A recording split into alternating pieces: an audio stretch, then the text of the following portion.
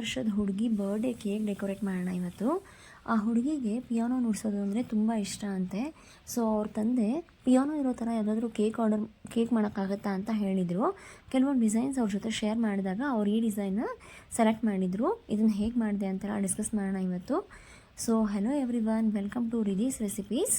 ಮೊದಲಿಗೆ 2 ಸ್ಪಾಂಜನ್ನ ಬೇಕ್ ಮಾಡಿ ಇಟ್ಕೊಂಡಿದ್ದೀನಿ. 9 ಇಂಚು ಟಿನ್ನಲ್ಲಿ 2 ಕೇಕ್ ಸೇಮ್ ಸೈಜ್ದು 2 ಸ್ಪಾಂಜ್ ರೆಡಿ ಮಾಡಿ ಇಟ್ಕೊಂಡಿದ್ದೀನಿ. ಈಗ ಮೇಲ್ಗಡೆ ಇರೋ ಡೂಮ್ ಶೇಪ್ನ ರಿಮೂವ್ ಮಾಡಿ 3 ಲೇಯರ್ ಆಗಿ ಕಟ್ ಮಾಡ್ಕೊಳ್ತಾ ಇದ್ದೀನಿ. ಇದು ಸ್ವಲ್ಪ ಕೇಕ್ ಅಗಲ ಇರೋದ್ರಿಂದ ಹುಷಾರಾಗಿ ಮೇಲೆ ಎತ್ತಬೇಕಾಗುತ್ತೆ, ಇಲ್ಲಾಂದರೆ ಲೇಯರ್ಸ್ ತೆಳ್ಳಗಿರೋದ್ರಿಂದ ಬ್ರೇಕ್ ಆಗೋ ಚಾನ್ಸಸ್ ಇರುತ್ತೆ. ಹುಷಾರಾಗಿ 3 ಲೇಯರ್ ಕಟ್ ಮಾಡಿಕೊಂಡು ನಿಧಾನವಾಗಿ 2 ಕೈ ಸಹಾಯದಿಂದ ತೆಗೆದು ಪ್ಲೇಟಲ್ಲಿ ಇಟ್ಕೊಳ್ಬೇಕಾಗುತ್ತೆ, ಇಲ್ಲಾಂದರೆ ಬ್ರೇಕ್ ಆಗಿಬಿಡುತ್ತೆ. ಇದೇ ರೀತಿ 2 ಸ್ಪಾಂಜ್ದು ಕಟ್ ಮಾಡಿ 2 ಸ್ಪಾಂಜ್ನು ಫಸ್ಟ್ ಕ್ರಮ್ ಕೋಟಿಂಗ್ ಮಾಡ್ಕೊಂಡಿದ್ದೆ. ಈಗ ಫಸ್ಟ್ ಸ್ಪಾಂಜ್ದು ಕ್ರಮ್ ಕೋಟಿಂಗ್ ಮಾಡಿದ್ದು ಹೇಗೆ ಅಂತ ತೋರಿಸ್ತಾ ಇದ್ದೀನಿ. ಸ್ವಲ್ಪ ಕ್ರೀಮ್ನ ಬೋರ್ಡ್ ಮೇಲೆ ಅಪ್ಲೈ ಮಾಡ್ಕೊಳ್ತಾ ಇದ್ದೀನಿ. ಈ ಕೇಕ್ 3 kg ವೆಯ್ಟ್ ಇತ್ತು. ಆ ಸ್ಪಾಂಜ್ ಎಲ್ಲೂ ಕದಲದೇ ಇರಲಿ ಕೇಕ್ ಅಂತ ನೀಟಾಗಿ ಸ್ವಲ್ಪ ಕ್ರೀಮ್ ಜಾಸ್ತಿನೇ ಅಪ್ಲೈ ಮಾಡಿಕೊಂಡು ಫಸ್ಟ್ ಲೇಯರ್ ಅಪ್ಲೈ ಮಾಡ್ಕೊಂಡಿದ್ದೀನಿ. ಇದು ವೆನಿಲಾ ಫ್ಲೇವರ್ ಕೇಕ್ ಆಗಿರೋದ್ರಿಂದ ಇದರಲ್ಲಿ ಬೇರೇನೂ ಫಿಲ್ಲಿಂಗ್ ಇರಲ್ಲ. ಇದರಲ್ಲಿ ಈ ನೀರು ಸೊಲ್ಯೂಷನಲ್ಲಿ ಕೂಡ ಇದರಲ್ಲಿ ಬರೀ ಸಕ್ಕರೆ ಮಾತ್ರ ಡಿಸಾಲ್ವ್ ಮಾಡ್ಕೊಂಡಿದ್ದೀನಿ. 1 ಕಪ್ ನೀರಲ್ಲಿ 2 ಸ್ಪೂನಷ್ಟು ಸಕ್ಕರೆ ಹಾಕ್ಕೊಂಡು ಕರಗಿಸ್ಕೊಂಡು ಸೋಕ್ ಮಾಡೋಕ್ಕೆ ಅಂತ ರೆಡಿ ಮಾಡಿ ಇಟ್ಕೊಂಡಿದ್ದೀನಿ. ಈಗ ಫಸ್ಟ್ ಲೇಯರು ಸ್ಪಾಂಜ್ ಸೋಕ್ ಮಾಡಿದ್ದಾದಮೇಲೆ ಅದ್ರ ಮೇಲ್ಗಡೆ ಕ್ರೀಮ್ ಅಪ್ಲೈ ಮಾಡ್ಕೊಳ್ತಾ ಇದ್ದೀನಿ. ಕ್ರೀಮ್ ಕೂಡ ಮೊದಲೇ ಬೀಟ್ ಮಾಡಿ ಇಟ್ಕೊಂಡಿದ್ದೀನಿ. ಕ್ರೀಮ್ ಹೇಗೆ ಬೀಟ್ ಮಾಡೋದು ಅಂತ ನಿಮಗೆ ಬೇಕಾದರೆ ಮುಂಚಿನ ವೀಡಿಯೋಸ್ನ ನೋಡ್ಕೊಳ್ಳಿ. ಅದರಲ್ಲಿ ಕೇಕ್ ಹೇಗೆ ಬೀಟ್ ಮಾಡೋದು, ಕ್ರೀಮ್ನ ಹೇಗೆ ಬೀಟ್ ಮಾಡೋದು ಅದೆಲ್ಲ ಹೇಳ್ಕೊಟ್ಟಿದ್ದೀನಿ ನೀಟಾಗಿ. ಎಲ್ಲ ವೀಡಿಯೋಸಲ್ಲೂ ಮತ್ತೆ ಮೊದಲಿಂದ ಹೇಳಿದ್ರೆ ನಿಮಗೂ ಬೋರ್ ಆಗಿಬಿಡುತ್ತೆ ಅಂತ ಈ ವಿಡಿಯೋದಲ್ಲಿ ತೋರಿಸಿಲ್ಲ. ಮುಂಚಿನ ವೀಡಿಯೋಗಳನ್ನ ಒಂದ್ಸಲ ನೋಡ್ಕೊಂಡು ಬನ್ನಿ. ಇದು ವೆನಿಲಾ ಕೇಕ್ ಆಗಿರೋದ್ರಿಂದ ನಿಮಗೆ ಗೊತ್ತು, ನಾನು ವೈಟ್ ಚಾಕ್ಲೇಟ್ ಕಾಂಪೌಂಡ್ನ ಮೆಲ್ಟ್ ಮಾಡಿಕೊಂಡು ಅದರಲ್ಲಿ ಸ್ವಲ್ಪ ವಿಪ್ಪಿಂಗ್ ಕ್ರೀಮ್ ಆ್ಯಡ್ ಮಾಡಿಕೊಂಡು ನೀಟಾಗೆಲ್ಲ ಮಿಕ್ಸ್ ಮಾಡಿಕೊಂಡು ಅದನ್ನು ಫಿಲ್ಲಿಂಗ್ ಆಗಿ ಯೂಸ್ ಮಾಡ್ತೀನಿ. ನಿಮಗೆ ಗೊತ್ತಲ್ಲ, ಪೈನಾಪಲ್ ಕೇಕಲ್ಲಿ ಪೈನಾಪಲ್ ಕ್ರಶ್ ಅಥವಾ ಫಿಲ್ಲಿಂಗ್ ಆ್ಯಡ್ ಮಾಡ್ಕೊಳ್ತೀವಿ, ಸ್ಟ್ರಾಬೆರಿ ಕೇಕಲ್ಲಿ ಸ್ಟ್ರಾಬೆರಿ ಫಿಲ್ಲಿಂಗ್ ಆ್ಯಡ್ ಮಾಡ್ಕೊಳ್ತೀವಿ. ಸೊ ಅದೇ ರೀತಿ ವೆನಿಲಾ ಕೇಕಲ್ಲಿ ಯಾವುದೂ ಫಿಲ್ಲಿಂಗ್ ಇರೋದಿಲ್ಲ.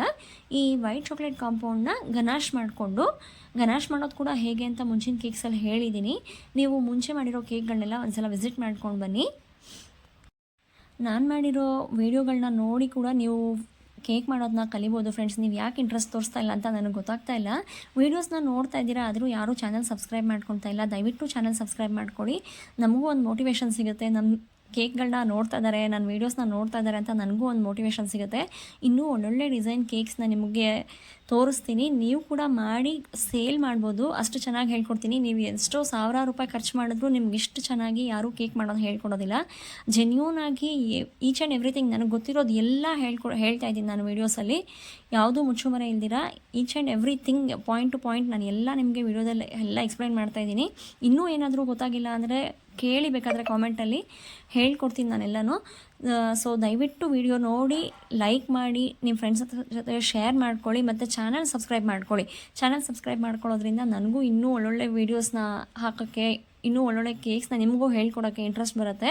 ಮತ್ತು ಕೇಕ್ಸ್ ಮಾತ್ರನೇ ಅಲ್ಲ, ಬೇರೆ ಕೆಲವು ರೆಸಿಪಿಗಳನ್ನ ಕೂಡ ನಾನು ಹಾಕ್ತಾಯಿದ್ದೀನಿ. ನೀವು ಅದನ್ನು ಕೂಡ ಒಂದ್ಸಲ ವಿಸಿಟ್ ಮಾಡ್ಕೊಂಡು ಬನ್ನಿ. ಸೊ ಒಂದೇ ರಿಕ್ವೆಸ್ಟು, ಚಾನಲ್ ಸಬ್ಸ್ಕ್ರೈಬ್ ಮಾಡ್ಕೊಳ್ಳಿ ದಯವಿಟ್ಟು. ವೀಡಿಯೋಸ್ ನೋಡ್ತಾ ಇದ್ದೀರಾ ಅಂದರೆ ಚಾನಲ್ ಸಬ್ಸ್ಕ್ರೈಬ್ ಮಾಡಿಕೊಂಡು ನೋಡಿ. ಇದೇ ರೀತಿ 2 ಕೇಕ್ಗಳನ್ನೂ ಕೂಡ 2 ಸ್ಪಾಂಜ್ಗಳನ್ನ ಕೂಡ ಕ್ರಮ್ ಕೋಟಿಂಗ್ ಮಾಡಿ ಫ್ರಿಡ್ಜಲ್ಲಿ ಇಟ್ಟಿದ್ದೆ. ಅರ್ಧ ಗಂಟೆ ಆಗಿದ್ದಾದಮೇಲೆ ಈಗ ಫೈನಲ್ ಐಸಿಂಗ್ ಮಾಡ್ಕೊಳ್ತಾ ಇದ್ದೀನಿ. ಫೈನಲ್ ಐಸಿಂಗ್ ಮಾಡೋಕ್ಕೆ ಅವರು ಗ್ರೀನ್ ಕಲರ್ ಮಾಡೋಕ್ಕೆ ಹೇಳಿದರು. ಸೊ ಗ್ರೀನ್ ಕಲರ್ ಅಂದರೆ ಗ್ರೀನ್ ಕಲರಲ್ಲಿ ಒಂದೇ 1 ಡ್ರಾಪ್ ಬ್ರೌನ್ ಕಲರ್ ಹಾಕ್ಕೊಂಡಿದ್ದೀನಿ. ಸೊ ಈ ರೀತಿ ಪಿಸ್ತಾ ಕಲರ್ ಕಾಣಿಸ್ತಾ ಇದೆ, ತುಂಬ ಚೆನ್ನಾಗಿದೆ ಈ ಕಲರು. ವಿಡಿಯೋದಲ್ಲಿ ಕ್ಯಾಮ್ರಾದಲ್ಲಿ ಹೆಂಗೆ ಕಾಣಿಸ್ತಾ ಇದೆಯೋ ಗೊತ್ತಿಲ್ಲ ನನಗೆ, ಬಟ್ ತುಂಬ ಚೆನ್ನಾಗಿತ್ತು ಲುಕ್ ಇದ್ರದ್ದು. 2 ಡ್ರಾಪ್ ಗ್ರೀನ್ ಕಲರ್ ತೊಗೊಂಡ್ರೆ 1 ಡ್ರಾಪ್ ಬ್ರೌನ್ ಕಲರ್ ಹಾಕ್ಕೊಳ್ಬೇಕಾಗುತ್ತೆ, ಆಗ ಈ ಕಲರ್ ಸಿಗುತ್ತೆ, ಪಿಸ್ತಾ ಕಲರು. ಈಗ ಫೈನಲ್ ಐಸಿಂಗ್ ಮಾಡ್ಕೊಳ್ತಾ ಇದ್ದೀನಿ. 2 ಸ್ಪಾಂಜು ಸೇಮ್ ಸೈಜ್ದೇ ಇತ್ತು. 2 ಸ್ಪಾಂಜ್ ಇತ್ತು, ಅದನ್ನು 3 ಟೈರ್ ಮಾಡಿದ್ದೀನಿ. ಹೇಗೆ ಮಾಡಿದೆ 3 ಟೈರ್ ಅಂತ ನೀವು ಮುಂದೆ ನೋಡಿ ಗೊತ್ತಾಗುತ್ತೆ ನಿಮಗೆ.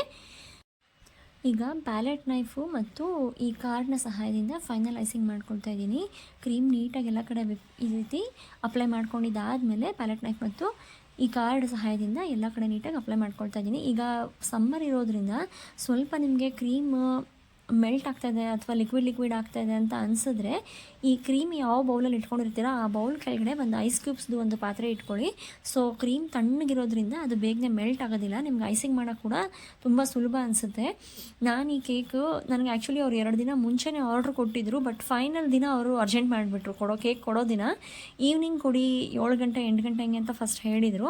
ಆಮೇಲೆ ಇದ್ದಕ್ಕಿದ್ದಂಗೆ ಸಡನ್ನಾಗಿ ಮಧ್ಯಾಹ್ನ 3 ಗಂಟೆಗೆ ಕೇಕ್ ಬೇಕು ಅಂತ ಹೇಳಿ ತುಂಬ ಅರ್ಜೆಂಟ್ ಮಾಡಿಬಿಟ್ರು. ನಾನು ಯಾವಾಗಲೂ ಫೈನಲ್ ಐಸಿಂಗ್ ಮಾಡೋದು ಕೊನೆ ಮೊಮೆಂಟಲ್ಲೇ, ಅಂದರೆ ಇನ್ನೊಂದು 2 ಅವರ್ 3 ಅವರ್ ಇದೆ ಅನ್ನೋವಾಗಲೇ ಫೈನಲ್ ಐಸಿಂಗ್ ಮಾಡಿ ಕೊಡೋದು. ಅವ್ರು ಇನ್ನೂ ನಾನು ಮಾಡೋಕ್ಕೆ ಸ್ಟಾರ್ಟ್ ಮಾಡಿರಲಿಲ್ಲ, ಅಷ್ಟೊತ್ತಿಗೆ ತುಂಬ ಅರ್ಜೆಂಟ್ ಮಾಡಿಬಿಟ್ರು. ಸೊ ತುಂಬ ಅರ್ಜೆಂಟಲ್ಲಿ ಈ ಕೇಕ್ನ ಮಾಡಿದ್ದು ನಾನು.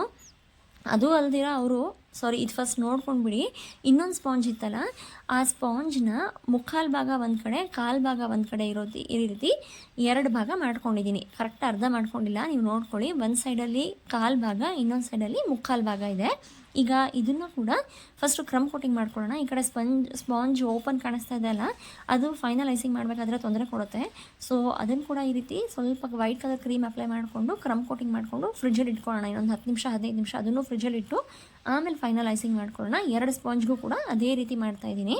2 ಸ್ಪಾಂಜ್ ಅಂದರೆ 1 ಸ್ಪಾಂಜನ್ನ ಡಿವೈಡ್ ಮಾಡಿದ್ದೀವಲ್ಲ ಅದನ್ನು ಈಗ ಫ್ರಿಜ್ಜಲ್ಲಿಟ್ಟು ಅರ್ಧ ಗಂಟೆ ಆದಮೇಲೆ ಹೊರಗೆ ತೆಗೆದು ಫೈನಲ್ ಐಸಿಂಗ್ ಮಾಡ್ಕೊಳ್ತಾ ಇದ್ದೀನಿ. ಅದಕ್ಕೂ ಕೂಡ ಇದೇ ಕಲರ್, ಸೇಮ್ ಕಲರೇ ಅಪ್ಲೈ ಮಾಡ್ಕೊಳ್ತಾ ಇದ್ದೀನಿ. ಇದು ಹಾಫ್ ಇರೋದ್ರಿಂದ, ಅಂದರೆ ಒಂದು ಸೈಡು ಡೂಮ್ ಶೇಪ್ ಬರುತ್ತೆ, ಇನ್ನೊಂದು ಸೈಡು ಪ್ಲೇನ್ ಸರ್ಫೇಸ್ ಇದೆ ಅಲ್ವಾ. ಸೊ ಇದನ್ನು ಸ್ವಲ್ಪ ನಿಧಾನವಾಗಿ ಮಾಡ್ಕೊಳ್ಳಿ ಐಸಿಂಗು, ಇಲ್ಲಾಂದರೆ ಈ ಕಾರ್ನರ್ಸ್ ಎಲ್ಲ ಅಷ್ಟು ಫಿನಿಶಿಂಗ್ ಚೆನ್ನಾಗಿ ಕಾಣಿಸೋದಿಲ್ಲ. ನೀಟಾಗಿ ಮಾಡ್ಕೊಳ್ಬೇಕಾಗುತ್ತೆ. ರೌಂಡ್ ಕೇಕ್ ನಾವು ಯಾವ ರೀತಿ ಐಸಿಂಗ್ ಮಾಡ್ಕೊಳ್ತೀವೋ ಅಷ್ಟು ಈಸಿಯಾಗಿ ಯಾವುದೂ ಆಗೋಲ್ಲ ಫ್ರೆಂಡ್ಸ್. ಈ ರೀತಿ ಕಟ್ಟಾಗಿರೋದಾಗಲಿ, ಸ್ಕ್ವೇರ್ ಆಗಲಿ, ಹಾರ್ಟ್ ಶೇಪ್ ಆಗಲಿ, ಅವೆಲ್ಲ ಮಾಡಬೇಕಾದ್ರೆ ನಾವು ಸ್ವಲ್ಪ ಪ್ರಾಕ್ಟೀಸ್ ಮಾಡಲೇಬೇಕು. ಈಗ ಅಂದರೆ ನಾನು ಹೇಳಿದ್ನಲ್ಲ ನಿಮಗೆ ಅರ್ಜೆಂಟಲ್ಲಿ ಕೇಕ್ ಮಾಡಿದೆ ಇದು ಕೊನೆಯಲ್ಲಿ ಅಂತ, ಹಾಗಾಗಿ ಸ್ವಲ್ಪ ಬೇಗ ಮುಗಿಸಿದ್ದೀನಿ. ವೀಡಿಯೋ ಕೂಡ ಸ್ವಲ್ಪ ಫಾಸ್ಟಾಗೆ ಮಾಡಿದ್ದೀನಿ. ನೋಡಿ ಗೊತ್ತಾಗ್ತದಲ್ಲ, ಆ ಸ್ಕ್ವೇರ್ ಶೇಪಲ್ಲಿ ಹೆಂಗೆ ನಾವು ಕೊನೆಯಲ್ಲಿ ಹೋಗ್ತಾ ಅಲ್ಲಿ ಪ್ಯಾಲೆಟ್ ನೈಫ್ನ ಸ್ಟಾಪ್ ಮಾಡ್ಕೊಳ್ಬೇಕು. ಇಲ್ಲೂ ಹಾಗೆ ಸ್ಟಾಪ್ ಮಾಡಬೇಕು, ಇಲ್ಲ ಅಲ್ಲಿ ಕರ್ವ್ ಹಾಗೆ ತೊಗೊಂಡ್ಬಿಟ್ರೆ ಅಲ್ಲಿ ರೌಂಡ್ ಬಂದುಬಿಡುತ್ತೆ. ಅದು ಎಡ್ಜ್ ಶಾರ್ಪ್ ಆಗಿದ್ರೇ ಚೆನ್ನಾಗಿ ಕಾಣಿಸೋದು. ಸೊ ಈಗ ಒಂದು ಸಲ ಕಾರ್ಡಲ್ಲಿ ಕ್ಲೀನಾಗಿ ಐಸಿಂಗ್ ಮಾಡ್ಕೊಳ್ತಾ ಇದ್ದೀನಿ. ಇದೇ ರೀತಿಯಲ್ಲಿ 2 ಸ್ಪಾಂಜನ್ನ ಕೂಡ ಫೈನಲ್ ಐಸಿಂಗ್ ಮಾಡ್ಕೊಂಡಿದ್ದೀನಿ. ಅದು ಕೂಡ ಇನ್ನೊಂದು ಮುಕ್ಕಾಲು ಭಾಗದ ಕೇಕ್ ಇತ್ತಲ್ಲ, ಅದು ಕೂಡ ಸೇಮ್ ಇದೇ ರೀತಿ ಮಾಡ್ಕೊಳ್ಬೇಕಾಗುತ್ತೆ. ಎಡ್ಜ್ ಕಡೆ ನಾವು ಸ್ವಲ್ಪ ಗಮನ ಕೊಟ್ಟು ನೀಟಾಗಿ ಐಸಿಂಗ್ ಮಾಡ್ಕೊಳ್ಬೇಕಾಗುತ್ತೆ. ಸೊ ಈ ಕೇಕು 40 ಕಿಲೋಮೀಟರ್ಸ್ ದೂರ ಹೋಗಬೇಕಾಗಿತ್ತು, ಅದೊಂದು ಬೇರೆ ಮನಸ್ಸಲ್ಲಿ ಭಯ ಆಯಿತು ನನಗೆ.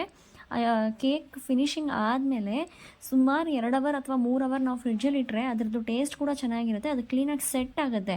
ಅಂದರೆ ಇದು 3 ಟಿಯರ್ಸ್ದು ಕೇಕ್ ಆಗಿದ್ದರಿಂದ ಸ್ವಲ್ಪ ಭಯ ಕೂಡ ಇತ್ತು ಮನಸ್ಸಲ್ಲಿ, ಹೇಗೆ ತೊಗೊಂಡೋಗ್ತಾರೋ ಅಂತ. ಬಟ್ ಅವ್ರದ್ದು ಓನ್ ಕಾರ್ ಇದ್ದಿದ್ದರಿಂದ ಕಾರಲ್ಲಿ ಇಟ್ಕೊಂಡು ನೀಟಾಗಿ ತೊಗೊಂಡು ಹೋಗಿದ್ರು, ಏನೂ ರಿಸ್ಕ್ ಆಗಿಲ್ಲ. ಕೇಕ್ ಅವ್ರಿಗೆ ತುಂಬಾ ಇಷ್ಟ ಆಗಿತ್ತು, ಅದು ಕೂಡ ಅದೊಂದು ಸಂತೋಷ. ಮತ್ತು ಕೊನೆವರೆಗೂ ಅಲ್ಲಿವರೆಗೂ 40 ಕಿಲೋಮೀಟರ್ಸ್ ದೂರದವರೆಗೂ ನೀಟಾಗಿ ತೊಗೊಂಡು ಹೋದ್ರಲ್ಲ ಅನ್ನೋದೇ ಒಂದು ತುಂಬ ಸಂತೋಷ ಆಗಿತ್ತು ನನಗೆ. ತುಂಬ ಭಯದಲ್ಲೇ ಕೊಟ್ಟು ಕಳಿಸಿದ್ದೆ, ಯಾಕೆಂದರೆ ಒಂದು 2 ಅವರ್ ಆದರೂ ಅಟ್ಲೀಸ್ಟ್ ಫ್ರಿಡ್ಜಲ್ಲಿ ಇದ್ದಿದ್ದರೆ ಚೆನ್ನಾಗಿ ಸೆಟ್ ಆಗಿರ್ತಾಯಿತ್ತು. ಅವಾಗ ಯಾವುದೂ ಭಯ ಇಲ್ದಿರ ಕೊಟ್ಟು ಕಳಿಸ್ಬಿಡ್ಬೋದಾಗಿತ್ತು. ಸ್ವಲ್ಪ ಟೆನ್ಷನಲ್ಲೇ ಕೊಟ್ಟು ಕಳಿಸಿದೆ, ಆದರೂ ಏನಿಲ್ಲ, ಚೆನ್ನಾಗೇ ಆಯಿತು ಎಲ್ಲ ಬರ್ಡೇ ಪಾರ್ಟಿ ಅಂತ ಅವ್ರು ಹೇಳಿದ್ರು. ಈಗ 2 ಸ್ಪಾಂಜ್ ಕೂಡ ಫೈನಲ್ ಫಿನಿಶಿಂಗ್ ಮಾಡ್ಕೊಂಡಿದ್ದಾಗಿದೆ.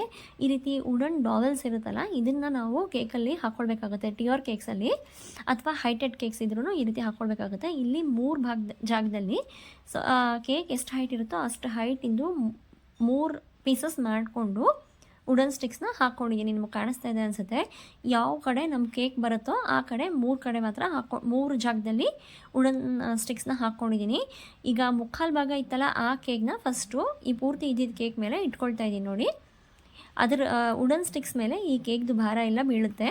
ಸೊ ಆ ವುಡನ್ ಸ್ಟಿಕ್ಸ್ ಹಾಕ್ಕೊಳ್ಳೋದು, ಅದು ಎಲ್ಲೂ ಅಲ್ಲಾಡದೇ ಇರಲಿ ಅಂತ, ಅಥವಾ ಒಂದಕ್ಕೊಂದು ಅದುಮ್ಕೊಂಡು ಬಿಡುತ್ತೆ ಭಾರದಿಂದ ಅಂತ ಈ ರೀತಿ ವುಡನ್ ಸ್ಟಿಕ್ಸ್ ಹಾಕೋದು.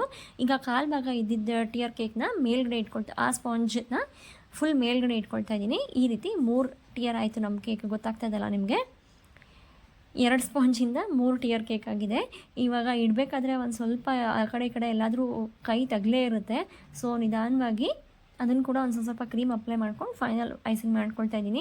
ಅಷ್ಟೊಂದು ಅವಶ್ಯಕತೆಯೂ ಇರಲಿಲ್ಲ. ನೀಟಾಗಿ ಆಮೇಲೆ ನಾನು ಸ್ಪಾಂಜಿಂದ ಕ್ರೀಮಿಂದ ಇನ್ನು ಸ್ವಲ್ಪ ಡಿಸೈನ್ ಮಾಡಿ ಸರಿ ಮಾಡ್ಕೊಂಡಿದ್ದೆ.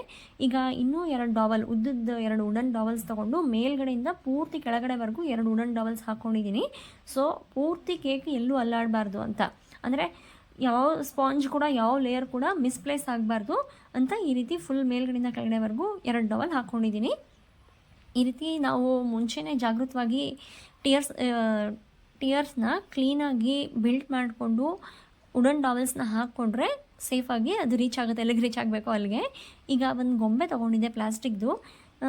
ನಾನಿರೋ ಜಾಗದಲ್ಲಿ ಡಾಲ್ ಕೇಕ್ಸ್ ಮಾಡೋಕ್ಕೆ ಅಂತ ಡಾಲ್ಸ್ ಸಿಗುತ್ತಲ್ಲ, ಆ ಥರ ಡಾಲ್ಸ್ ಸಿಗೋಲ್ಲ ಫ್ರೆಂಡ್ಸ್. ಸೊ ನಾನೀಗ ಮಾಮೂಲಿ ಫ್ಯಾನ್ಸಿ ಅಂಗಡಿಗಳಲ್ಲಿ ಸಿಗುತ್ತಲ್ಲ ಡಾಲ್, ಆ ಥರದೇ ಒಂದು ಡಾಲ್ ತೊಗೊಂಡು ಅದ್ರದ್ದು ಕಾಲು ಕಟ್ ಮಾಡಿಬಿಟ್ಟಿದ್ದೆ.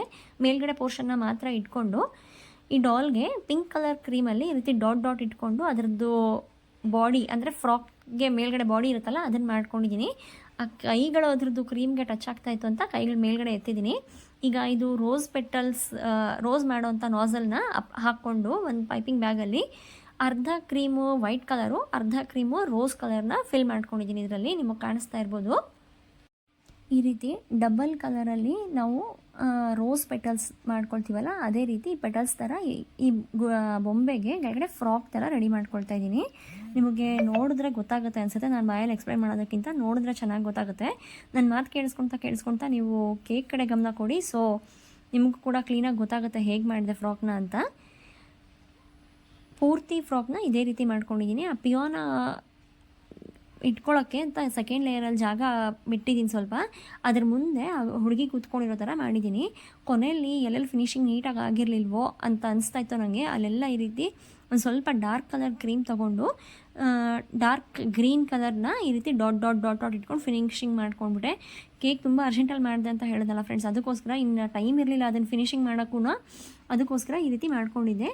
ಈ ಫಾಂಡೆಂಟಿಂದ ಈ ಪಿಯೋನೋ ರೆಡಿ ಮಾಡ್ಕೊಂಡಿದ್ದೆ. ವೈಟ್ ಕಲರ್ ಫಾಂಡೆಂಟ್ ತೊಗೊಂಡು ನೀಟಾಗಿ ಒಂದು ರೆಕ್ಟ್ಯಾಂಗಲ್ ಶೇಪಲ್ಲಿ ರೋಲ್ ಮಾಡಿಕೊಂಡು ಅದ್ರ ಮೇಲೆ ಬ್ಲ್ಯಾಕ್ ಕಲರ್ ಸ್ಟ್ರೈಪ್ಸ್ ಮಾಡಿಕೊಂಡು ಇಟ್ಕೊಂಡಿದ್ದೀನಿ. ನೋಡಿದ್ರೆ ನಿಮ್ಗೆ ಐಡಿಯಾ ಬರುತ್ತೆ ಯಾವ ರೀತಿ ಮಾಡಿದೆ ಅಂತ.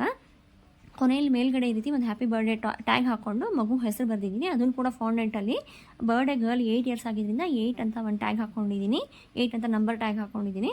ಸೊ ಈ ರೀತಿ ಫೈನಲ್ ಆಗಿ ನಮ್ಮ ಕೇಕ್ ಈ ರೀತಿ ಕಾಣಿಸ್ತಾ ಇತ್ತು. ಸ್ವಲ್ಪ ಪಿಂಕ್ ಕಲರ್ದು ಮತ್ತು ಸ್ವಲ್ಪ ವೈಟ್ ಕಲರ್ದು ಪರ್ಲ್ಸ್ನ ಕೂಡ